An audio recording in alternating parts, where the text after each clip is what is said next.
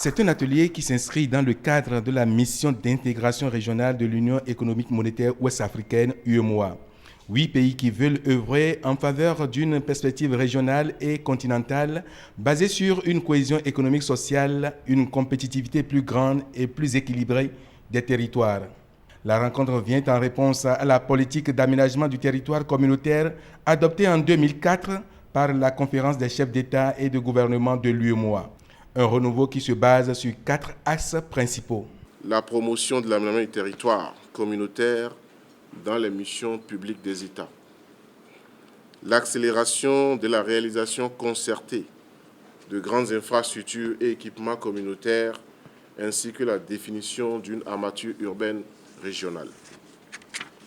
L'orientation spatiale de la mise en valeur des potentialités de l'Union pour renforcer la complémentarité, la compétitivité et la meilleure insertion des pays membres dans l'économie régionale et mondiale.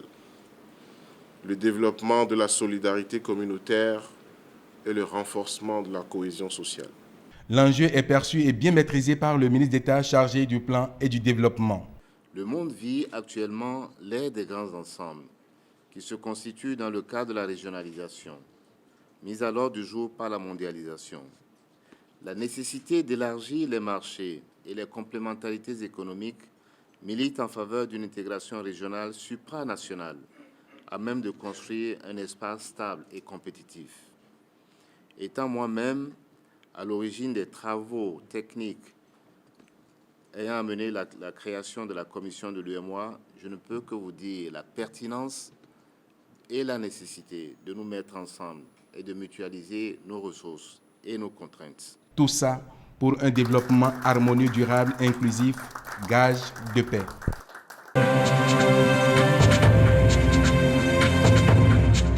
Le forum de Ouida que nous avions nommé COFOVICO, la conférence des forces vives de la commune de Ouida. C'est une conférence initiée pour permettre à tous les fils et filles de Ouida de se retrouver autour d'une table pour discuter du développement de Ouida.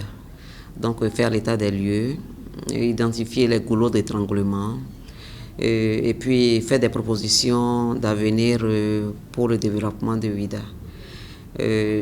Vous savez que Ouida, c'est une ville historique, c'est l'une des premières villes historiques, mais qui végète aujourd'hui dans une léthargie totale. Donc on se pose la question de savoir qu'est-ce qui se passe. Bien sûr qu'il y a eu des communications, disons que de ces communications découlent effectivement des recommandations. Nous avions la première communication qui parle du développement de la commune de Ouida, perspective et puis avenir. La deuxième communication qui parle de la décentralisation. Nous avions un gros problème à Ouida, c'est le foncier. Nous avions la mafia foncière. Oui, sans une sécurité foncière, on ne peut pas parler de développement non plus. Donc nous avions l'affaire à où, disons, un seul individu se dit qu'il possède plus de la moitié du territoire de Ouida. Et nous avions ce qui caractérise aussi Ouida, la culture. Donc il y a une communication sur la culture, l'industrie du tourisme. Et de ces recommandations, nous pouvons dire que l'une des grandes recommandations, c'est de mettre en place une agence de reconstruction et de réhabilitation de la ville de Ouida.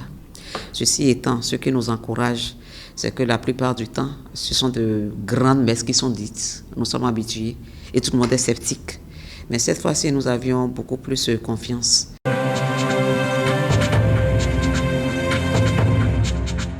La Cour vous déclare M.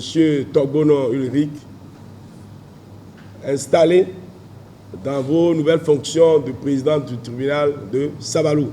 Ils viennent ainsi de sacrifier à une exigence de la loi. Le nouveau patron du tribunal de première instance de deuxième classe de Savalou prend les rênes de l'institution judiciaire. Gilbert Ulrich Togbono, territorialement compétent sur Savalou et Banté, sait déjà les principaux chantiers sur lesquels il devra se battre avec son équipe. Prioritairement, j'ai 3 ambitions.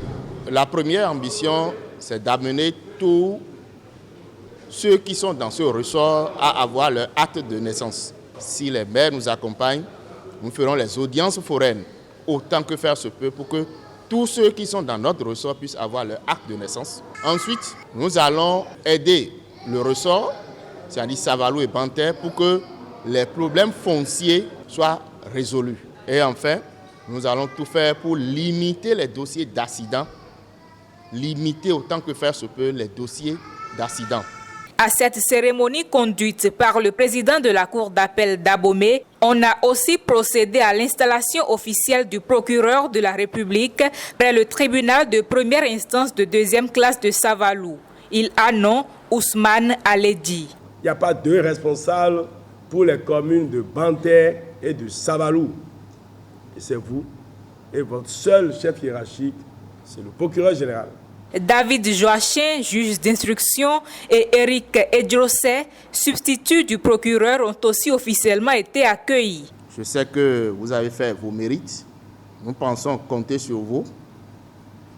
Et vous allez tout faire pour tenir haut le flambeau de la justice béninoise. Le bon fonctionnement de la justice dépend aussi bien des hommes de la loi et des justiciables. Les uns devant faire appliquer la loi, les autres devant les respecter. Une exhortation a donc été faite aux élus locaux, aux sages et aux populations pour un accompagnement permanent de ces acteurs à Savalou.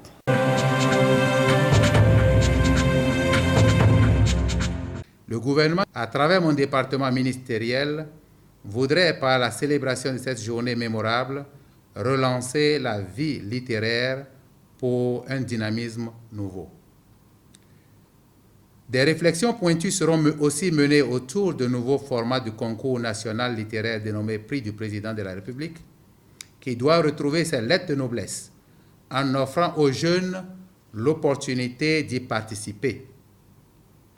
Il est par ailleurs utile de souligner que conformément au programme d'action du gouvernement, l'industrie du livre connaîtra un nouvel essor par la promotion des structures éditoriales professionnelles basées sur la qualité des œuvres créées et produites par les écrivains et éditeurs béninois.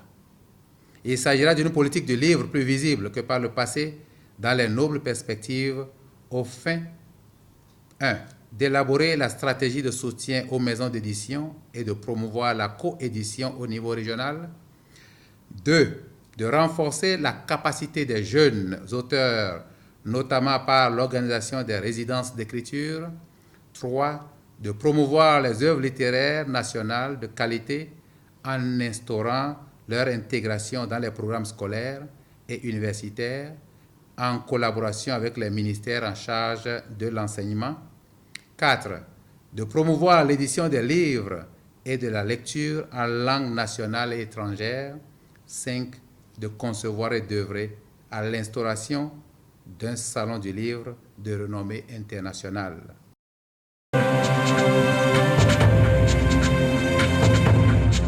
Journée internationale de l'écrivain africain. C'est ce lundi 7 novembre avec le gouvernement béninois qui a voulu placer l'événement sous le double signe de la sobriété et de la réflexion pour reconstruire la littérature béninoise. Mais qui parle d'écrivain parle de livres, en vers ou en prose, et qui parle de livres évoque l'existence de bibliothèques. Mais dans cet univers d'acquisition de la culture et du savoir, la définition d'un livre varie d'un individu à un autre, même si on y trouvait un dénominateur commun. Un livre, c'est un document ou quelque chose de recherche, quoi. Un livre, pour moi, c'est un truc, c'est quelque chose d'important qui est vraiment utile pour la vie d'un homme. Un livre, c'est un recueil d'informations ou des choses qui permettent à un écolier ou à un élève d'améliorer sa performance à l'école. Le livre, c'est d'abord la base de toutes les connaissances. Quant à son exploitation, à l'exploitation des livres aujourd'hui, c'est là où se trouve la plus grande interrogation. Je suis très étonné que très peu de personnes fréquentent ici. Certainement que les autres vont ailleurs, mais ailleurs, on n'en trouverait pas mieux qu'ici. C'est dommage que nous constatons que les fréquentations ou la fréquentation des centres de documentation, la fréquentation des bibliothèques et autres lieux d'acquisition ou mettons d'acquisition de savoir ou d'apprentissage restent presque des lieux déserts. Le gouvernement béninois veut œuvrer pour une nouvelle littérature de qualité, dans un nouvel essor, mais à quel prix? Aujourd'hui, l'écrivain africain est entré dans une nouvelle phase. À partir de ce moment, l'écrivain africain doit se mettre dans une dynamique d'évolution. Ne vient pas dans la bibliothèque qui veut, mais qui en a l'habitude et qui construit chaque jour l'habitude. Aujourd'hui, le livre en papier, donc les connaissances en papier sont un peu marquées par ce qu'on peut appeler les connaissances virtuelles, c'est-à-dire la version électronique des livres. Philosophe, écrivain, chercheur, professeur, président et lecteur, une réadaptation s'impose alors.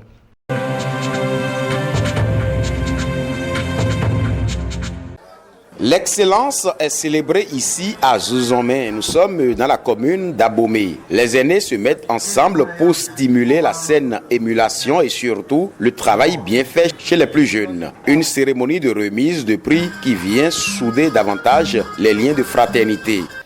Nous avons décidé, nous, ressortissants de Zouzomé vivant à Cotonou, nous avons décidé de promouvoir l'excellence à travers le présent événement.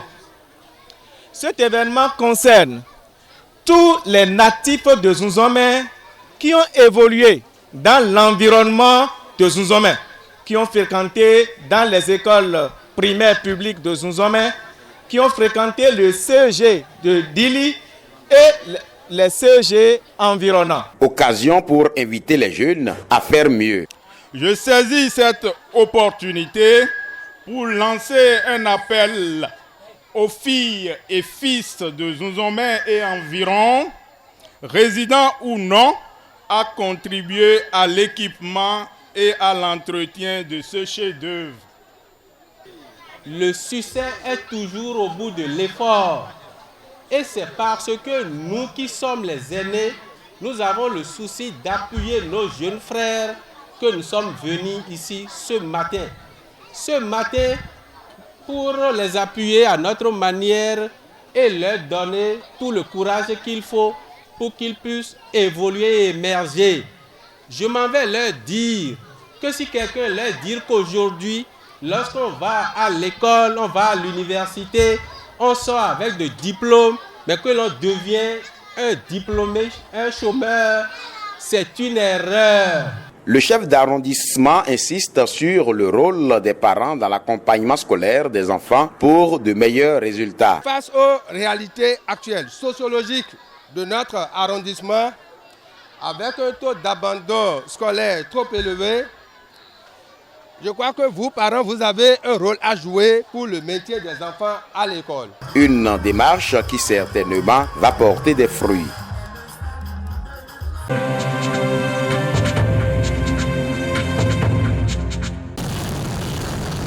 Durant tout leur trajet, ces usagers de la route vont malheureusement polluer l'air respiré par la population à cause des gaz d'échappement. Mais la fin de la récréation est prévue pour le mois prochain. L'application du principe du pollueur-payeur oblige. Le principe du pollueur-payeur ne date pas d'aujourd'hui, donc 1999. Et la loi sur la qualité de l'air date de 2001.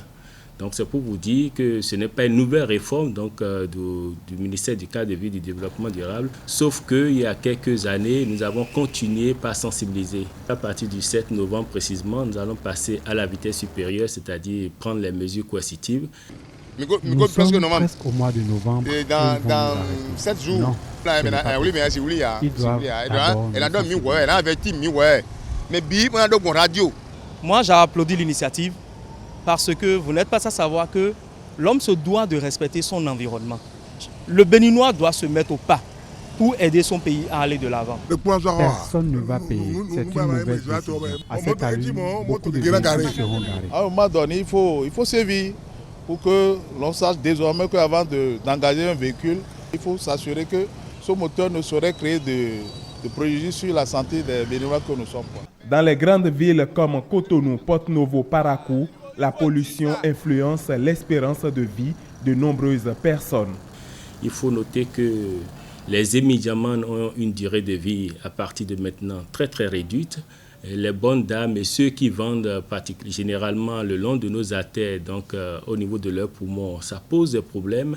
Et ceux qui sont au niveau des postes de péage aussi, Il suffit de regarder juste en haut donc de leur pancarte, vous allez constater qu'il y a une épaisse fumée, donc des particules qui se sont déposées. Et la problématique ici est que ces particules, quand elles sont très très fines, vont tout simplement se loger dans l'arborescence pulmonaire. Il faut systématiquement intervenir. L'intervention ne saurait être efficace sans un regard sur la qualité du carburant servi dans le pays.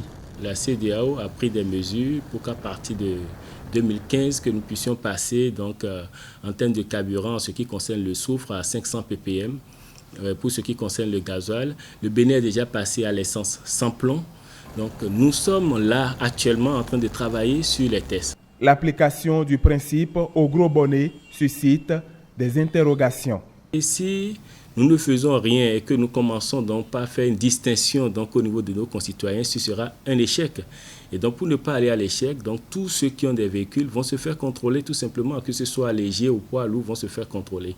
Nous avons réussi le pari désormais avec les casques. Et quand vous portez des casques, vous protégez une personne ou peut-être deux si vous êtes sur la moto portant tous deux votre casque.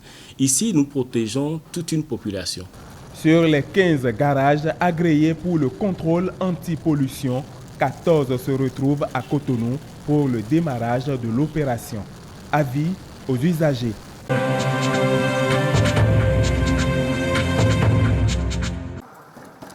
Notre caméra a surpris tôt aujourd'hui les populations de Fieyon-Kouta et leurs chefs quartiers dans leur intimité, mais pas juste dans les chambres. Oui, ici, c'est la phase de dénombrement des populations après l'étape de sensibilisation qui a accompagné l'initiative du chef quartier qui veut sécuriser ses administrés. Une initiative saluée par plus d'un. Je crois que c'est une bonne initiative. L'initiative n'est pas mauvaise parce qu'aujourd'hui, avec l'insécurité qui règne, ils vont de maison en maison pour enregistrer et propriétaires et locataires. Mais au-delà, c'est l'action qui vient mettre au grand jour certaines tares de notre administration. Sinon, comment demander, étant locataire, la délivrance d'une attestation de résidence ou de possession d'État ignorant royalement le nom de son propriétaire? Tenez, ceci n'est pas une mise en scène.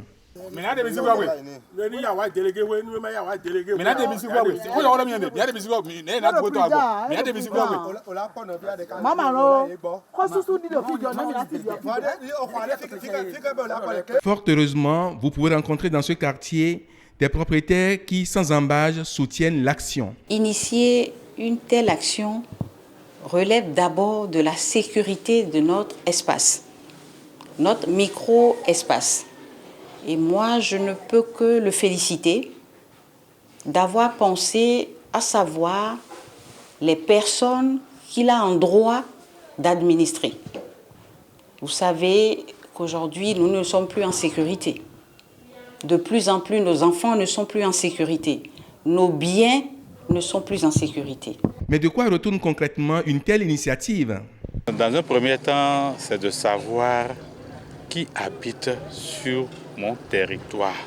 Il y a même des propriétaires qui ignorent parfois leur numéro de parcelle.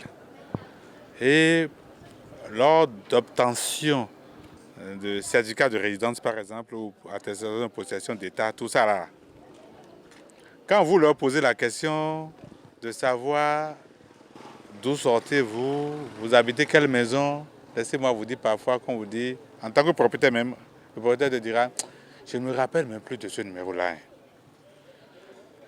Quant au locataire, c'est de dire, je ne connais même pas le nom de mon propriétaire. Pour pallier à tout ça là, j'ai pris sur moi-même la responsabilité d'aller vers la population. C'est ça qui a fait que je me suis dit qu'il faut au moins qu'il y ait un carnet qu'on appelle carnet d'hébergement et où je profiterai au même moment pour pouvoir recenser la population aussi, connaître le nombre de personnes qui habitent sur mon territoire. Il faut que la population coopère. Il faut que la population coopère, que la population accepte ce que vous venez d'initier. Chacun de nous y participe avec une bonne volonté. Je crois que tout ira. Je ne peux que demander à tous mes voisins, à mes collègues de quartier, d'adhérer massivement à cette initiative. d'aller même vers cette autorité qui est le chef du quartier, que tout le monde se mobilise autour de lui et à avoir son carnet, de signaler tout ce que nous avons sous nos responsabilités, nos enfants, nos locataires, nos familles qui viennent rester avec nous, pour qu'ils sachent vraiment qu'il a affaire à des personnes bien civilisées, des gens qui sont prêts à l'accompagner dans sa tâche quotidienne. Il importe de souhaiter la modélisation de cette initiative et son informatisation, pourquoi pas.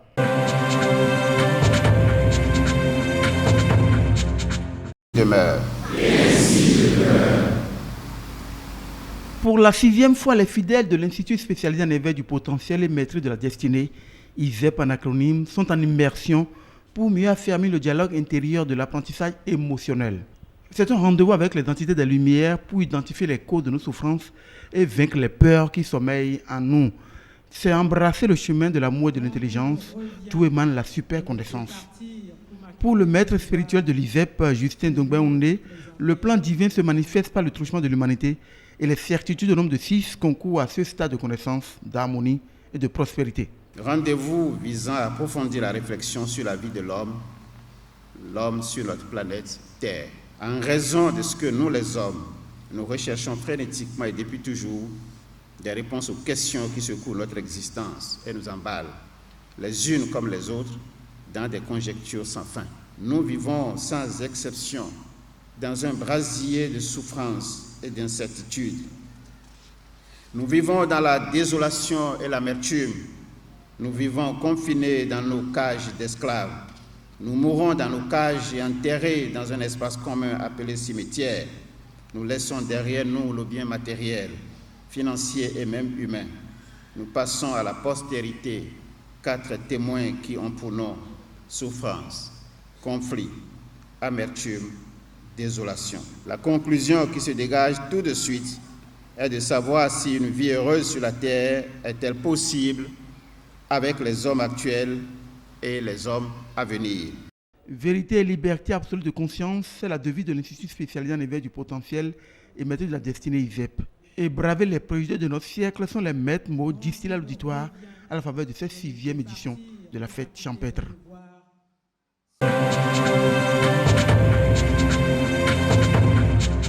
Procéder au lancement officiel du projet de détection itinérante des jeunes talents sportifs.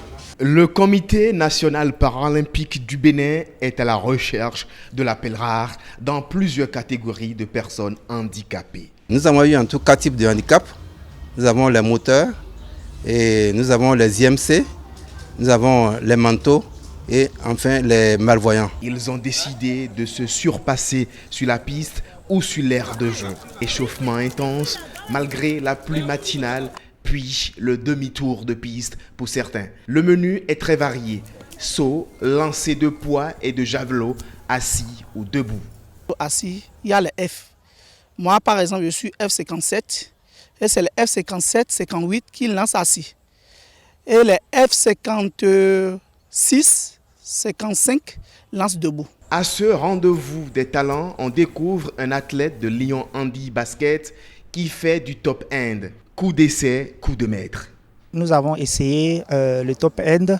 Le top end, en vérité, c'est un fauteuil roulant et tricycle qui a un pas complètement en avant.